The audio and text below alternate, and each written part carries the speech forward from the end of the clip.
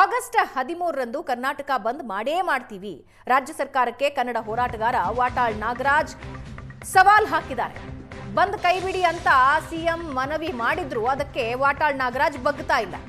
ಅತಿಬೆಲೆ ಗಡಿಯಲ್ಲಿ ವಾಟಾಳ್ ನೇತೃತ್ವದಲ್ಲಿ ಪ್ರತಿಭಟನೆ. ಮೇಕೆದಾಟು ಯೋಜನೆಗೆ ಆಗ್ರಹಿಸಿ ಸಂಘಟನೆಗಳು ಪ್ರತಿಭಟನೆ ನಡೆಸಿವೆ. ವಾಟಾಳ್ ಸೇರಿ ಪ್ರತಿಭಟನಾಕಾರರು ಪ್ರತಿಭಟನೆ ಮಾಡ್ತಾ ಇದ್ರು. ವಾಟಾಳ್ ನಾಗರಾಜ್ ಸೇರಿದಂತೆ ಹಲವು ಪ್ರತಿಭಟನಾಕಾರರನ್ನ ಪೊಲೀಸರು ವಶಕ್ಕೆ ಪಡೆದುಕೊಂಡಿದ್ದಾರೆ.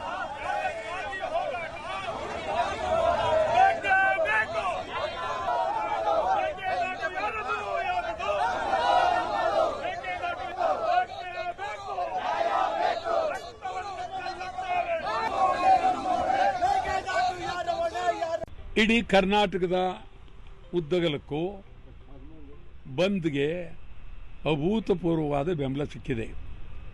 ಬೆಳಗಾವಿಯಿಂದ ಚಾಮರಾಜನಗರದವರೆಗೆ, ಮಂಗಳೂರಿನಿಂದ ಕೋಲಾರದವರೆಗೆ ಸುಮಾರು 2,000ಕ್ಕೂ ಮೇಲ್ಪಟ್ಟು ಸಂಘಟನೆಗಳು ಭದ್ರವಾಗಿ ನಾವು ಬಂದ್ ಮಾಡಬೇಕು, ನಮ್ಮ ರಾಜ್ಯದ ಸಮಗ್ರ ಬೇಡಿಕೆಗಳ ಬಗ್ಗೆ ಬಂದ್ ಮಾಡಲೇಬೇಕು, ಬಂದ್ ಆಗಲೇಬೇಕು ಅಂತ ಹೇಳಿ ಎಲ್ಲಕ್ಕಿಂತ ಹೆಚ್ಚಾಗಿ ವಿದ್ಯಾರ್ಥಿಗಳು ಬಹಳ ಪ್ರೀತಿಯಿಂದ ಅಭಿಮಾನದ ಮೇಲೆ ಫೋನ್ ಮಾಡ್ತಾ ಇದ್ದಾರೆ. ನಾವೆಲ್ಲ